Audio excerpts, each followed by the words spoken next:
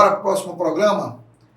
Estamos aqui com a honra de receber no Podpet Amazônia Breno Almeida, diretor do Centro de Herpetologia do Pará. Boa noite, Breno. Boa noite, Paulo. Finalmente chegamos aqui, né? Finalmente. Aí. Depois de muita tentativa, deu certo. Uma honra hoje. estar aqui já, viu?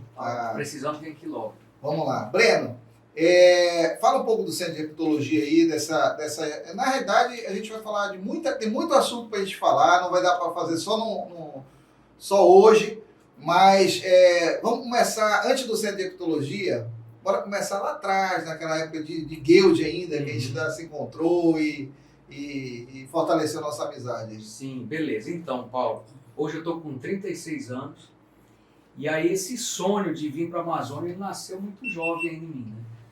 Com 13 para 14 anos eu já falava em vir para cá e fazer a universidade na Amazônia, trabalhar aqui, tá? E aí, assim, com 16 anos eu consegui vir para o Pará, tá? Cheguei, Messias abriu uma porta para mim, que é o veterinário do Museu Guild, eu escrevi até aqui contigo já. Sim, tá? Messias. E aí, Messias, ele me deu boas dicas aí da vida, de trabalho, sou muito grato a isso, a ele, por essa condição. E comecei a fazer um estágio voluntário no Guild. E de lá fui para outro empreendimento chamado Crocodilo Safari. É o proprietário, o Dr. Jorge Arthur. Tá? É um cara bom, até para vir aqui um dia trocar uma ideia com ele. O convite já está sendo feito. É um médico, mas é um naturalista. Sempre gostou de conchas, fósseis, sabe muita coisa da Amazônia. E lá aprendi muito. E aí o que acontece? Passou-se o tempo, entrei na universidade, me formei em biologia, aqui no norte mesmo, e comecei a trabalhar em alguns empreendimentos voltados à mineração aqui na Amazônia. Daí todo o recurso que eu ganhava, eu consegui comprar um sítio em Benfica, conheci uma pessoa, que hoje é minha esposa, Milena, que é Milena, sim. Tá, meu braço direito em tudo, sim. Tá? E montamos o Centro Amazônico de Herpetologia, que nasceu desse sonho de criança que eu sempre tive, de ter um espaço para ter répteis, tá? Que eu sempre gostei, mas eu vi também a necessidade de mostrar isso para a população, o pessoal poder conhecer. Aqui na Amazônia o pessoal encontra uma cobra até hoje em mata, boa parte do Brasil e do mundo. Com certeza. Tá? E aqui a gente tem muita coisa, tá? A ser descoberta, a ser trabalhada. E a importância que esse animal tem na natureza também, que muita Com gente às certeza. vezes ignora, né? Exato. Ou não tem conhecimento. Não tem conhecimento. Não tem conhecimento. Essa é a grande verdade. A falta de conhecimento que cada pessoa Até destruir. o próprio ribeirinho, né? Exatamente. É o medo, é o pânico mesmo. Porque desde pequeno, a pessoa cresce já com essa coisa. Olha, sai de perto que ela vai te matar, vai morder. E aí nosso trabalho a gente começa a desenvolver. E o centro ele surgiu dessa grande vontade, tá? E atualmente nós somos um zoológico de répteis. E também somos um centro produtor de veneno da jararaca aqui da Amazônia. Sim. Um negócio bem legal. A parte de veneno da jararaca, qual a principal função, Breno? Qual seria essa ideia de tirar o veneno, cristalizar e fazer o que com ele? Tá, então o que acontece? Quando a gente fala em veneno de serpente, não é só um componente, são vários componentes que ali estão, tá? E o homem ele descobriu na década de 70, um laboratório suíço, descobriu que tem um componente que ele de forma isolada e preparada, ele consegue o quê? Estabilizar alguns distúrbios de coagulação sanguínea. E através desse veneno é isolada essa enzima e ela é trabalhada para fazer o medicamento. Hoje, o veneno da jararaca aqui da Amazônia é matéria-prima para esse medicamento, que infelizmente ele não volta para o Brasil. Aqui no Brasil a gente utiliza o medicamento para corrigir distúrbio, mas é um medicamento sintético. Tem uns efeitos colaterais muito maiores se fosse trabalhar com o veneno da serpente. Ou seja, nós temos a matéria-prima, mas não temos o benefício. Exatamente. É uma tristeza, isso vai para fora do país, né? O mercado é asiático, o principal, que trabalha com isso, faz o isolamento, faz a produção de medicamento em grande escala. Tá. A gente vai fazer aí um programa só sobre veneno de serpente, visitando o Centro de Herpetologia lá. Mas vamos falar agora um pouco dessa parte do parque, da visitação, do público. Como surgiu esse sonho, Breno? Tá, então o que acontece? Vamos lá. Antes de chegarmos até virar um zoológico, nós éramos um criador conservacionista de répteis. Recebia animais oriundos de apreensões, vítimas do tráfico, animais que eram resgatados, maltratados, machucados. Vocês trabalharam com resgate de animal há um bom tempo, sim, né? Antes de tudo isso, sim, né, Breno? sim, Você sim, e a Milena juntos, sim. né? Não, sempre foi eu e a Milena juntos. Sempre. Eu falo assim com os amigos, né? Que existe o Breno Antes e depois da Milena. E depois da Milena, né? É. Porque assim, a pessoa que me colocou no eixo, sem puxar saco da minha mulher, Sim. mas falando, né? Sim. Não, mas É a pessoa tem uma testemunha presente aqui. Pois é a pessoa que me colocou no eixo para Sim. trabalhar de uma forma correta e ser uma pessoa do bem, coisas boas da vida. Sim, Né? sim. Eu não vou usar de falsidade nenhuma. Claro. Antes de conhecê-la, eu cometi e fiz alguns desvios de caráter, Sim, entendeu? E até profissionais. sim, Como assim? Ter animal ilegal, aquela coisa toda. Todo mundo sabe disso daí. sim. Mas aí quando eu conheci a menina, ela falou, olha, a vida não é assim, vamos ter que... E ela conseguiu abrir meus olhos para uma coisa boa e realmente, eu seguindo o que ela falou e alguns amigos como o Messias aí, as coisas melhoraram na vida, graças a Deus. Sim, Entendeu? Aquela imagem pesada, o Breno é só um criador ilegal de bicho.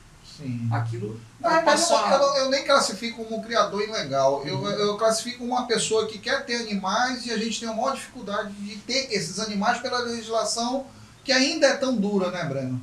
Isso acontece muito, porque quando você fala em ilegalidade, seria uma ilegalidade de ter, assim, alguma coisa que fosse, vamos supor, que você retirasse da natureza e tipo assim, você fosse criar num modo sem protocolo, sem nada. Não.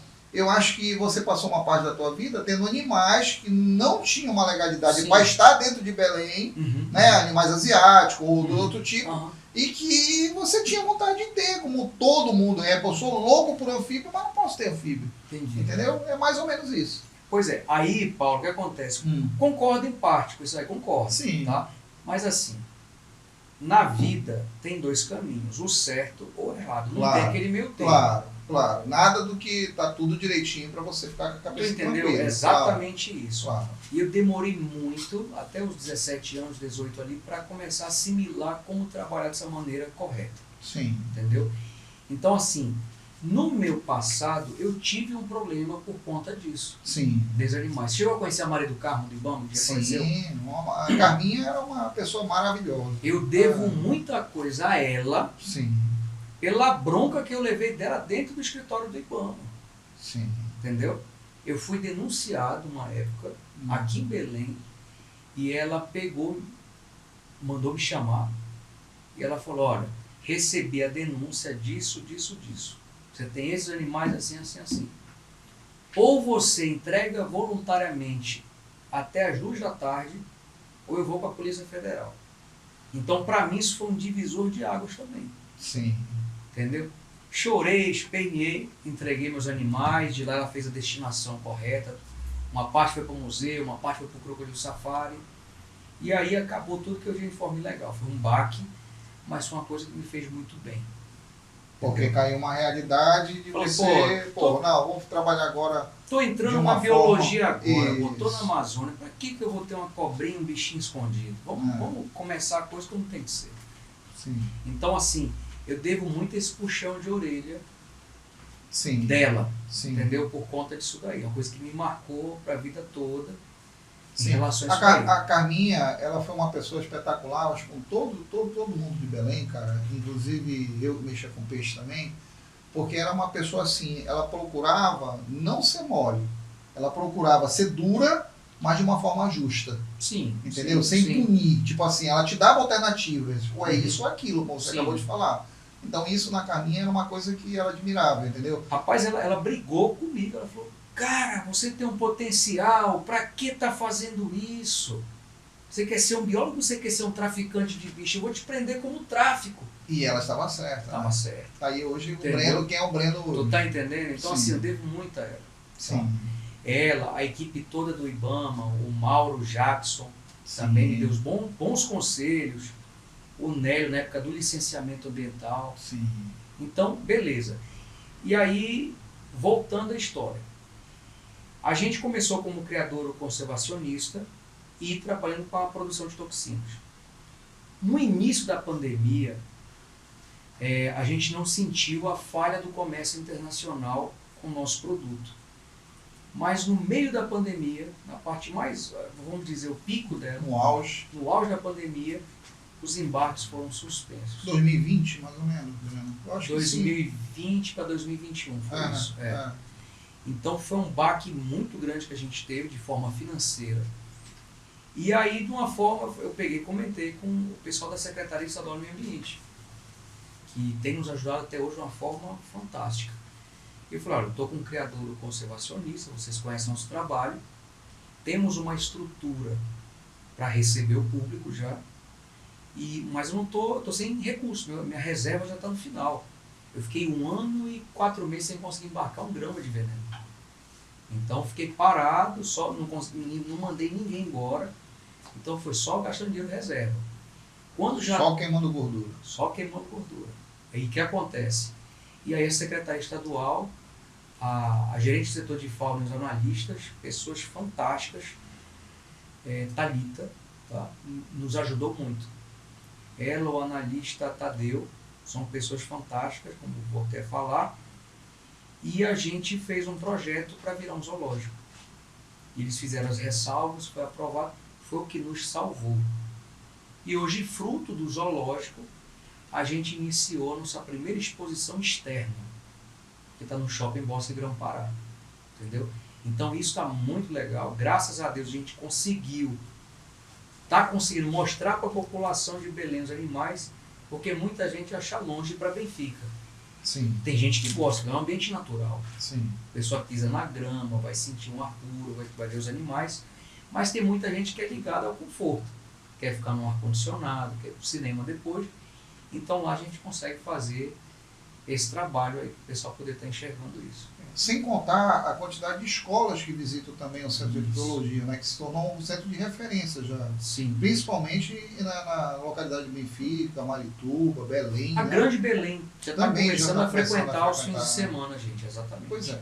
Isso tem um papel fundamental, Breno, pelo seguinte, a carência dessa parte de répteis no estado do Pará, até nos próprios museus, Bosque e Mangal, você não tem essa profundidade do conhecimento que você, a Milena, consegue passar, entendeu? Então isso é super importante, justamente para tirar aquela visão de que quando você vê uma serpente você tem que matar, e você não conhece o papel dela na natureza, que ela é fundamental, como qualquer animal, e também todo o conhecimento e a prática no decorrer de todos esses anos que vocês têm feito, que no meu ver hoje dentro do estado do Pará, você e a Milena são a maior sumidade em répteis aqui dentro do estado, com o trabalho que vocês têm desenvolvido e também com tudo aquilo que vocês têm demonstrado através do conhecimento que vocês têm colocado aí das exposições do Centro de Epidemiologia lá, cara.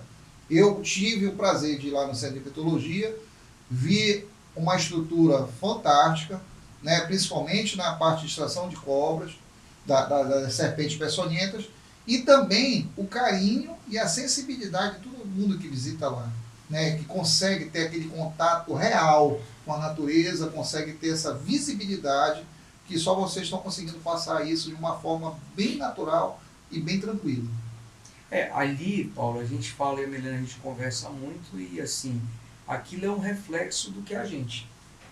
Sim. A energia daquele lugar é o Breno e a Milena ali trabalhando de forma incansável. A nossa Sim. vida é aquilo. Sim. Você fala, Breno vai fazer outra coisa da vida, eu não sei fazer outra coisa. Cuidar daqueles animais, estudar, explicar, passar um pouco do que a gente vai aprendendo. E para quem mexe com animal, Breno, eu sei a dificuldade e o empenho que a pessoa tem que ter para poder manter tudo aquilo, cara. Não é fácil. Sim. Não é fácil, é uma dedicação diária, né, para poder manter no padrão que vocês estão conseguindo manter tudo aquilo. Somente alimentação dos animais, manutenção e tudo que vocês têm feito de melhoria lá no espaço também, cara. É uma luta, mas é uma luta boa. Tá. Quero pedir mais um momentinho aqui pro Breno. Breno, eu quero falar aqui que vai acontecer a 5ª etapa do Norte Betas aqui no estado do Pará. Você que não conhece beta de linhagem, veja um podcast que a gente fez com o Nadson, que você vai conhecer esses betas que são importados de fora, reproduzidos já hoje aqui e comercializados no estado do Pará. Uma das maiores exposições de beta que vai acontecer aqui no estado, agora dia 7 e 9 de junho de 2024. Vai conhecer Norte Betas. E a exposição do shopping, como é que tá indo, cara? Rapaz, está indo muito bem. Em 30 dias foram mais de 7 mil pessoas visitando a nossa exposição. 30 dias. Em 30 dias, 7 mil pessoas. Fora as escolas. Fora as escolas. Ah, então, assim, tem colocar muita público coisa legal. mesmo. Isso. E a gente vai entrar com uma nova atração lá na exposição, acho que muito em breve, é com a nossa sucuri, que é uma atriz. Ah, sim. Não sei se tu sabe, A a gente Bonita. tem a sucuri chamada Bonita, que está com a gente desde o início, Sim. tá? E ela fez o papel lá do Velho do Rio, da novela Pantanal. Sim. Então é um negócio fantástico. Conta um pouquinho da história da Bonita aí, Breno. Como é que aconteceu? Quanto tempo ela tem?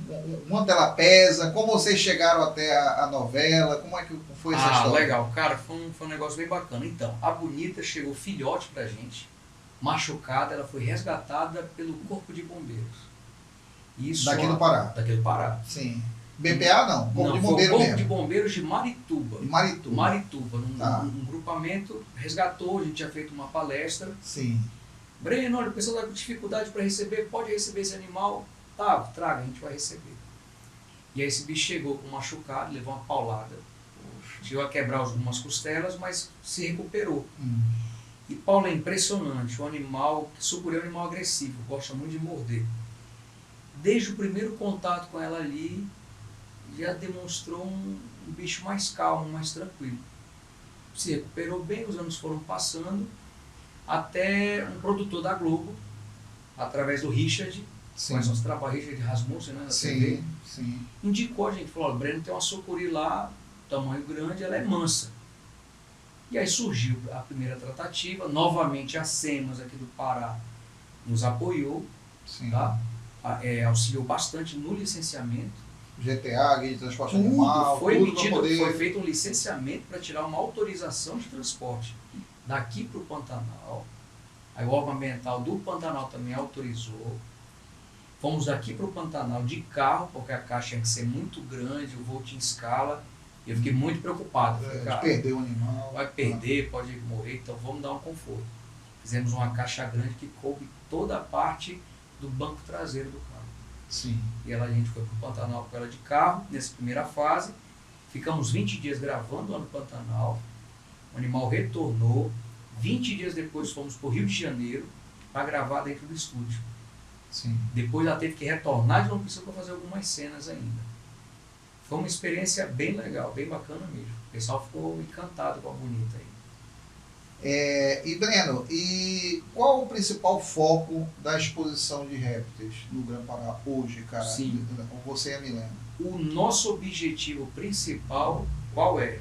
Pessoal, Breno, vai lá para ganhar dinheiro. Não só isso, eu preciso de dinheiro para me manter. Claro. Mas o foco principal é mostrar para a população as espécies de serpentes da região, que já estão desaparecendo, algumas espécies exóticas que podem trazer risco para a Amazônia, mas é aquela coisa, todo o recurso que a gente recebe dali é para a melhoria do nosso espaço.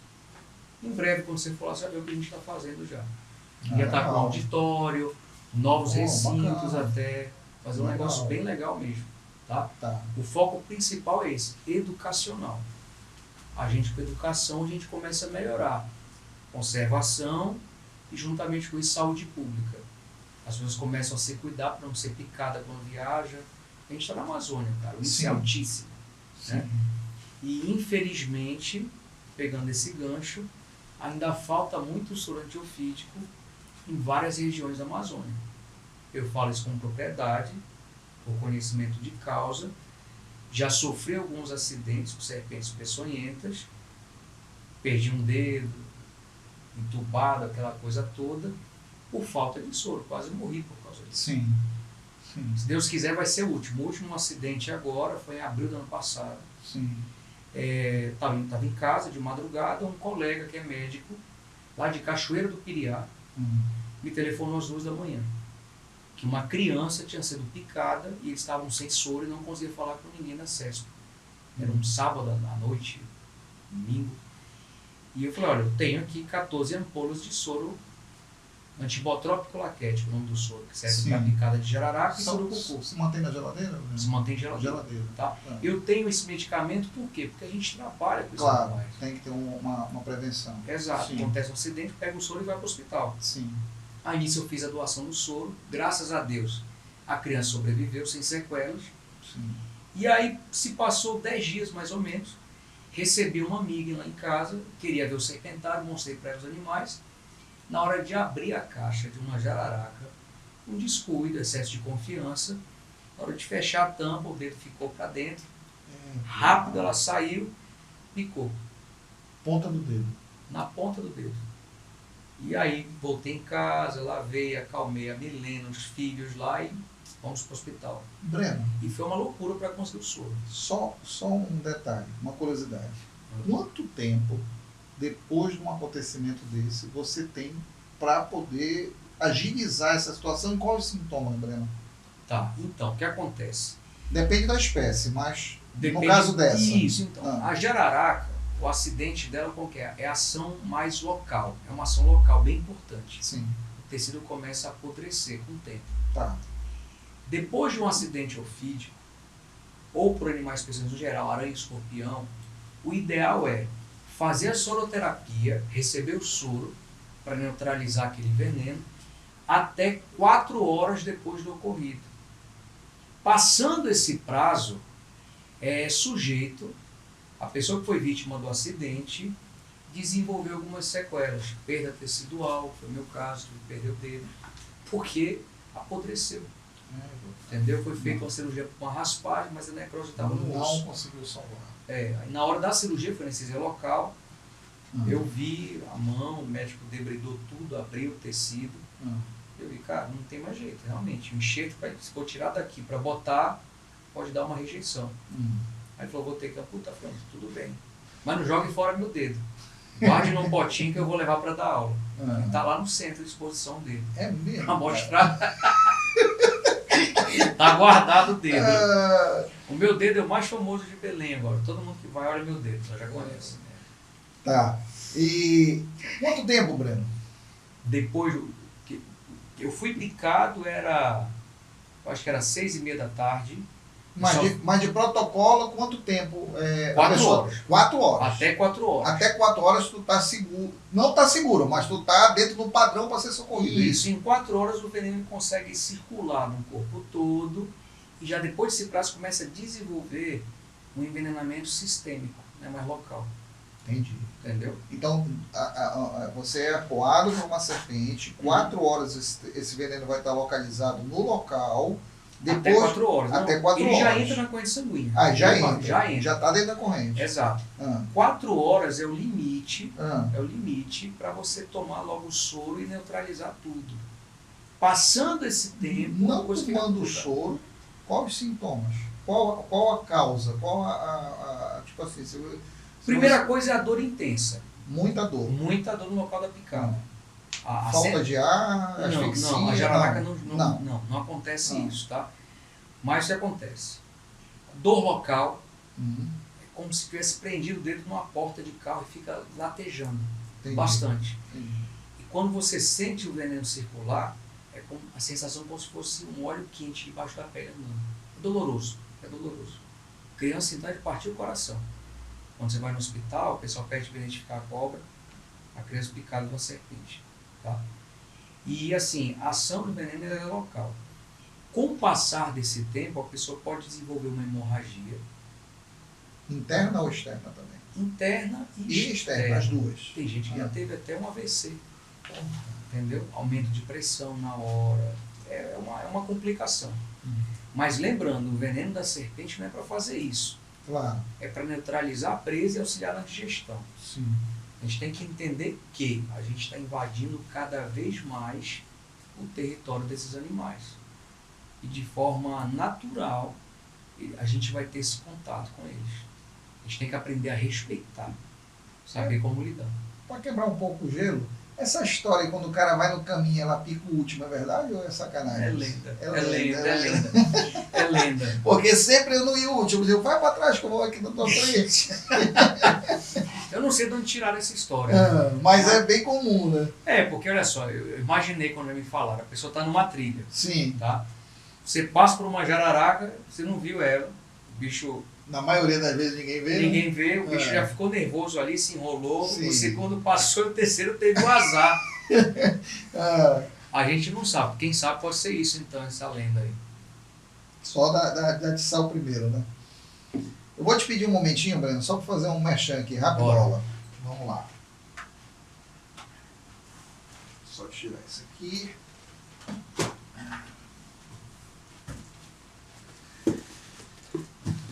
Quero falar agora dessa empresa aqui.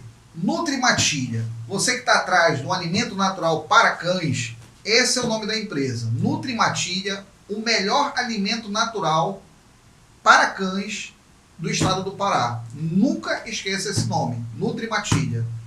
Procure essa empresa.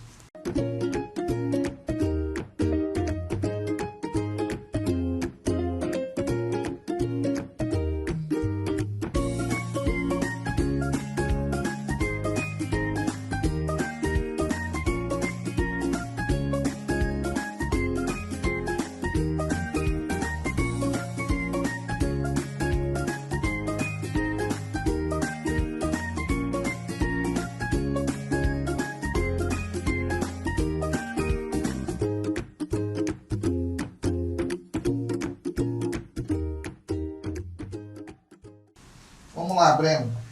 Breno, e no caso da Milena, cara, o que a Milena mais gosta de fazer no centro de hepatologia? Qual o trabalho que ela mais gosta de desenvolver lá? Rapaz, o que ela mais gosta é mesmo atendimento ao público. Sim. Ela que tem esse dom de falar, de conversar, de cativar as pessoas. Tá? Mas a Milena cuida da parte de documentação, me auxilia em tudo que eu preciso ali na parte de extração de veneno, minha companheira de trabalho também. Sim. Breno, e o seguinte, e agora? A extração de veneno, ela vai continuar? Ou vocês deram uma parada? Continua ainda com ritmo menor, tá? A gente fez um estoque muito grande de veneno nessa época que parou. Sim. E deu tudo certo, a gente conseguiu já escoar essa produção. Tá. A gente está aguardando um novo contrato. Entendi. Os laboratórios de fora são muito exigentes na parte de documentação e também na parte de estrutura. Isso aconteceu por causa da pandemia? Ou já vinha um processo? Já vinha um processo, mas Eu pós-pandemia... estou te perguntando isso porque na exportação de peixe foi exigido agora um setor extra. Sim. Principalmente para a China, né? Porque os exportadores querem mandar peixe para a China. Sim. Hoje tem um protocolo exigido pelos órgãos fiscalizadores de você montar uma estrutura com todo um esquema lá para poder mandar para fora, principalmente para a China. Se não tiver essa estrutura, não tem a licença para poder mandar. Exato. Então vamos falar que o tratamento ele é semelhante, assim, está tendo da parte de exportação de peixe. Sim. A gente já tinha um certo rigor, um cuidado de quarentena dos animais, mas agora sobre o processamento do veneno bruto, tem novas exigências aí, tá? Caras, para fazer um processo novo para eles ali, tá? Uso de um filtro especial antes de secar o veneno, a utilização de mais EPIs também, justamente para evitar qualquer tipo de contaminação do produto. Entendi. Pós-pandemia, as coisas começaram a ficar, como posso falar, Mais cheio de protocolo. os protocolos ficaram mais enrijecidos, Sim. tá? Sim. Já existiam e enrijeceram mais ainda. Sim. E a parte de soro, ela não tem um comércio aqui dentro do Brasil? É pouco, é muito, ou não existe? Como é Não a história? existe. O que O Pará acontece? não desenvolve não existe um laboratório dentro do estado do Pará que produza esse soro, Breno? Cara, ótima pergunta. Ótima pergunta. Veja Porque só. a gente está No perto da Brasil, maior biodiversidade sim. do planeta e o estado do Pará já era para ter um laboratório que desenvolvesse Cara, isso, né? Então, olha só. Ah. No Brasil, tem 3 laboratórios que fazem os soros antiofídicos aqui. Tá, Um em São Paulo, que é o mais famoso, Butantan. Instituto Butantan, claro. tá? Que pertence ao governo do estado de São Paulo. Sim. Fundação Ezequiel Dias, que pertence ao governo de Minas Gerais. e o Instituto Vital Brasil do Rio de Janeiro, que é ligado ao governo do estado do Rio de Janeiro. Tá? Sim. Beleza. Eles produzem todos os soros antiofídicos, soro antiscorpiônico, soro para aracnídeo, as aranhas, né? E o Ministério da Saúde compra essa produção toda e repassa aos estados. Entendi. É feito isso. Aí o que acontece? Como que o soro antiofídico ele é produzido? Sabe como é que é? Sim. Através do sangue do cavalo, Isso. passa por um processo de... A serpente ela é retirada da natureza, é resgatada, é criada, é quarentenada, o animal fica limpo. Tá. Passa por todo um tratamento de vermifugação, antibiótico quando necessário, por aí vai. Tá. Depois do animal estando saudável, é feito as extrações de veneno daquele animal, daquela espécie. Sim. Aquele veneno passa por um processo de purificação e, entre Cristalização. aspas, diluição. Sim. E lá, nesses institutos, eles têm aras para criar os cavalos com essa finalidade. Uma quantidade muito pequena de veneno puro, seco, é diluído em soro fisiológico inoculado em um cavalo adulto. De cabeça não sei te falar qual é a raça mais utilizada, tá? Mas são animais que passam de 300 quilos, animais de grande porte. Sim. Depois de inoculação é contado de 20 a 25 dias para ser feita uma sangria. É retirado até 5 litros de sangue do cavalo. Ele não morre por conta disso. Sim. Esse sangue, Na realidade, sangue ou plasma? o Plasma. sangue, o mesmo. sangue puro, Tá. tá? Ele vai para uma Não bolsa. é o plasma. Ainda não. Tá. E ele vai para uma grande geladeira chamada central de plasma. Tá. E lá o que vai acontecer? As hemácias elas vão ficar descansando e vão descer. Entendi. A parte sobrenadante é onde vai estar os anticorpos que o seria- equino produziu Sim. para combater aquele veneno que foi inoculado. Sim. Aí esse anticorpo ele é purificado, passa por todo o processo químico e é o nosso soro antiofídico feito no Brasil. Tá, quais são as espécies que são, é chamado de pool, essa mistura de venenos para ser inoculada no equino? Somente espécies que ocorrem no sul, no sudeste e centro-oeste do Brasil.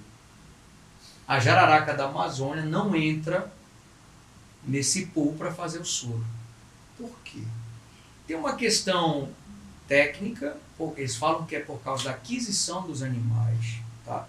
E testes in vitro, em tubos de ensaio ou camundongos, que quando a gente inocula o veneno da jararaca do norte Daqui. em uma presa, um rato, por exemplo, e o soro é aplicado nele, você consegue salvar aquele rato. Mas o ser humano não é um rato. A coisa é bem diferente. Sim. Tá? Então, o que acontece até nos dias de hoje?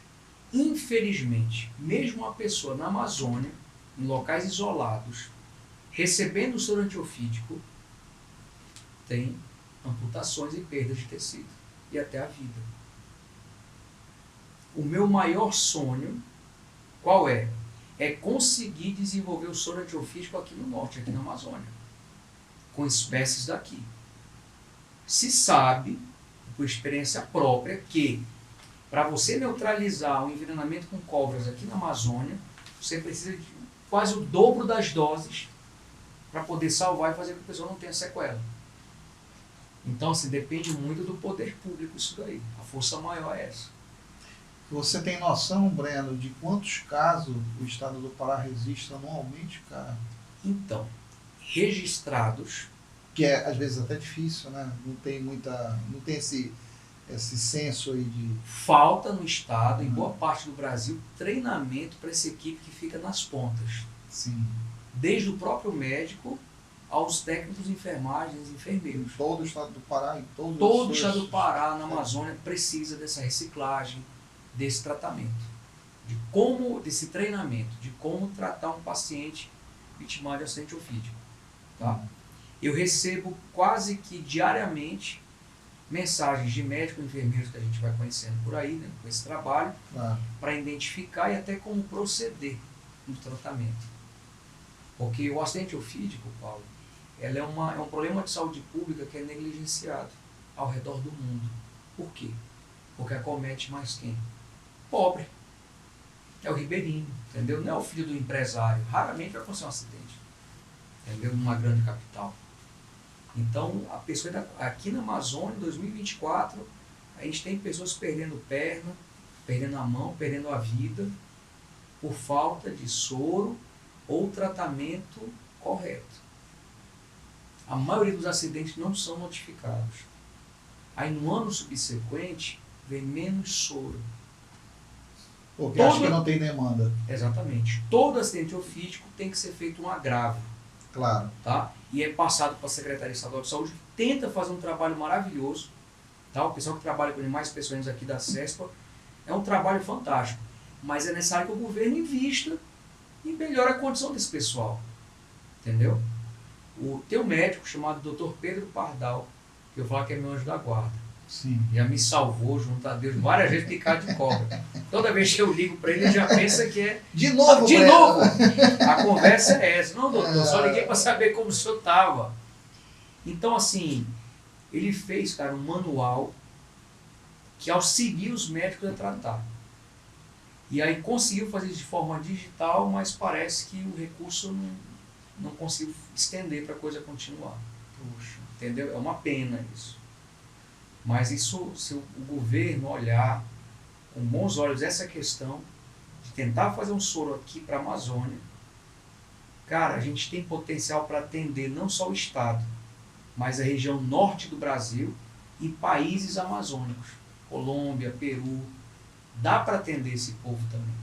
Mas vai depender de acordos e o próprio governo se interessar para fazer isso aqui. Potencial a gente tem. A Amazônia existe? Isso também não. Não.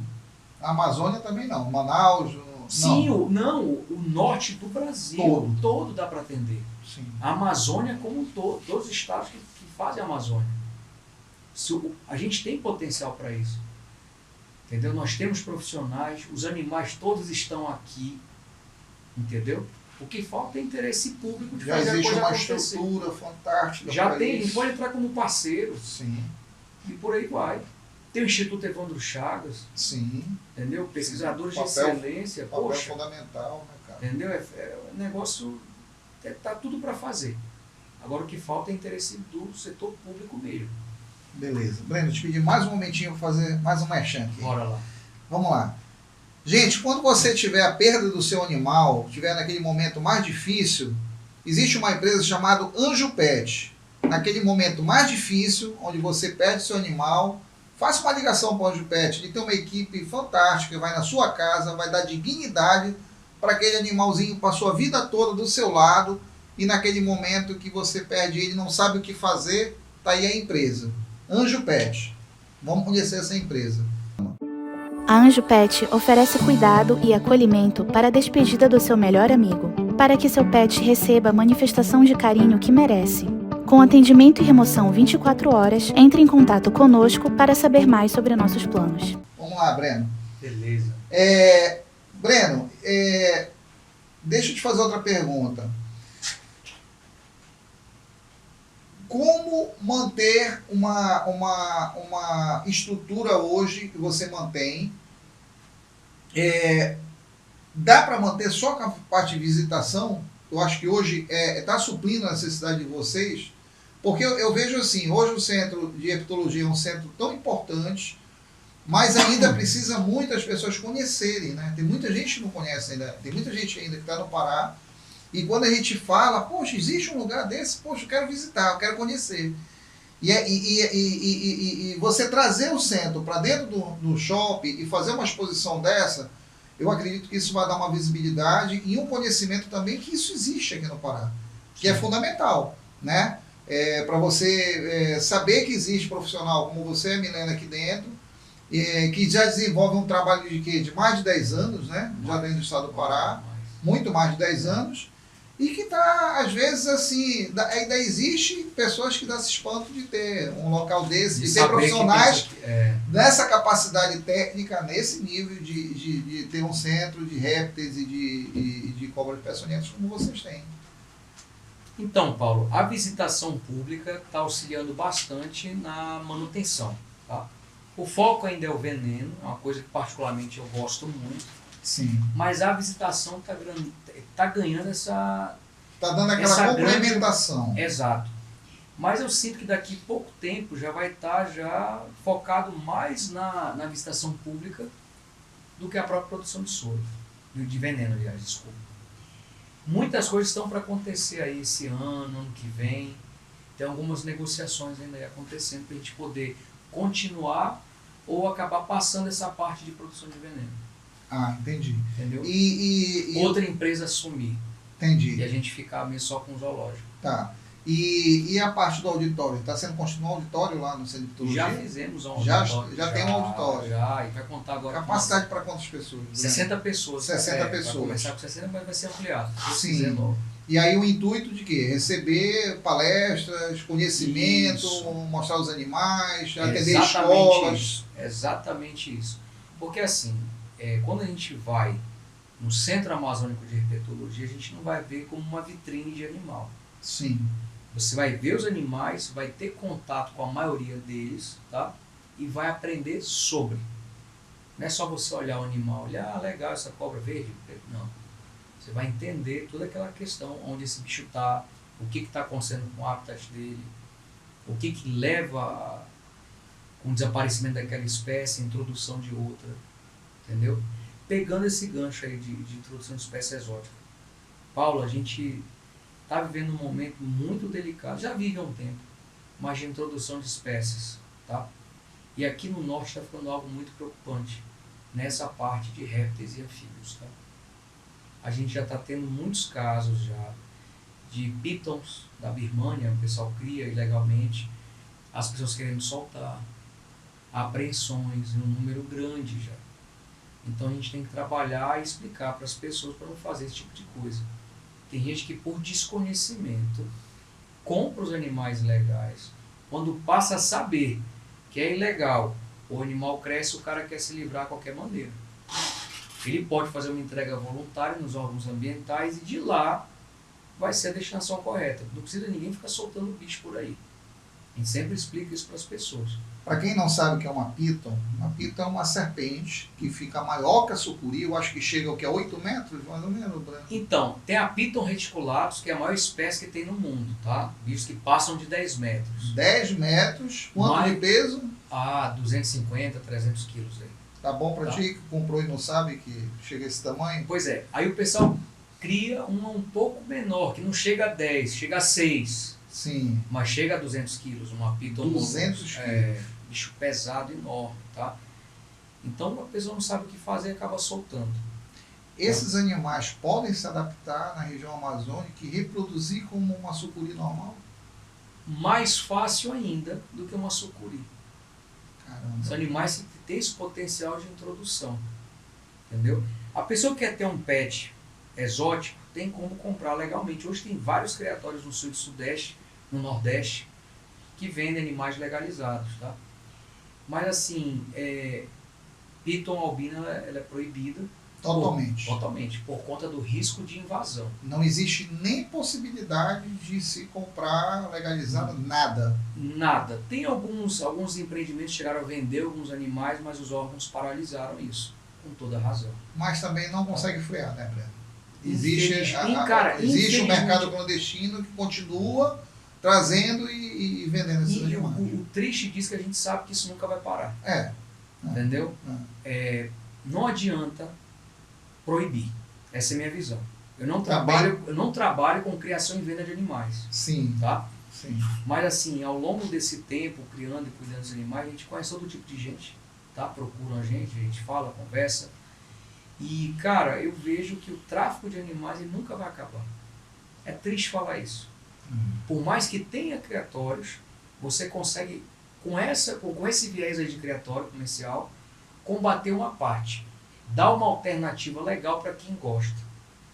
Mas sempre tem aquela pessoa que quer, porque de qualquer maneira vai ter e vai acionar esse tipo de Eu coisa. quero colocar uma coisa importante, Breno, quando você faz desse mercado, que é o seguinte, cara, é um mercado necessário, tá? Você Sim. tem um empreendimento legalizado, de se criar esses animais, para quê? Para pet? Não, eu não vejo só como uma parte pet.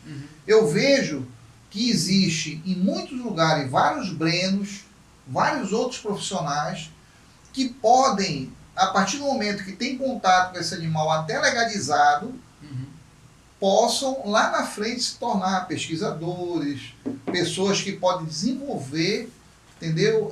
Um sonho, como você desenvolveu lá atrás, e que pode servir uma complementação de tanta coisa boa, né, cara, e tem ainda para surgir. Eu acho que quando você faz uma proibição, a gente já discutiu tanto isso, já foi tanto falado, já foi tanto colocado, porque há sempre uma opinião de sempre proibir, nunca nada está certo, tudo está sempre errado. Mas a gente tem que ter várias visões da coisa. Por quê? Eu vou te dar um exemplo. Se tu procurar hoje uma pessoa que seja específico em anfíbio, tu tem uma dificuldade gigante. Apesar que hoje vocês já estão começando a desenvolver alguma coisa nesse sentido. Sim. Mas tu não tem quase profissionais nessa área. Que trabalham com manejo de manejo, envenenamento, reprodução. Não existe. Isso não tem aqui. Não tem. E aí é uma dificuldade por quê? Primeiro, porque é uma espécie que não está sendo explorada, não está sendo estudada, não está sendo catalogada, ela até está sendo.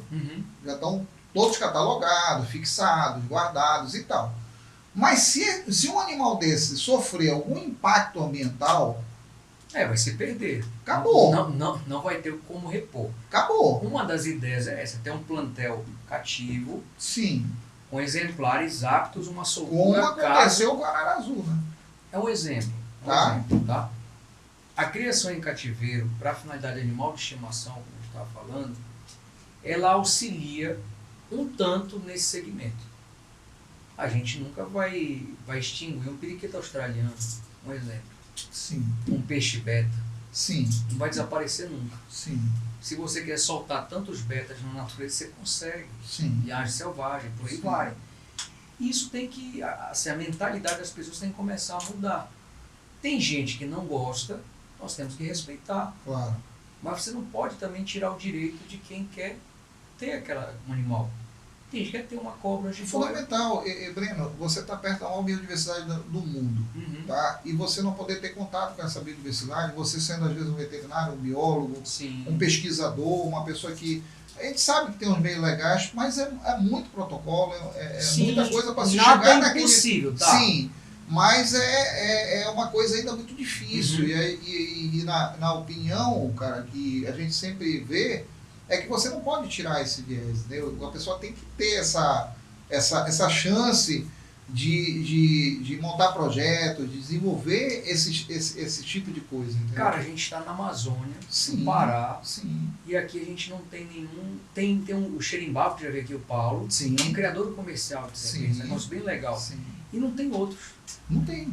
Entendeu? Não tem nada. Mas tudo... E também não pode explorar outra área. Às vezes fica limitado só numa coisa. Exato. Que é uma dificuldade. Exato.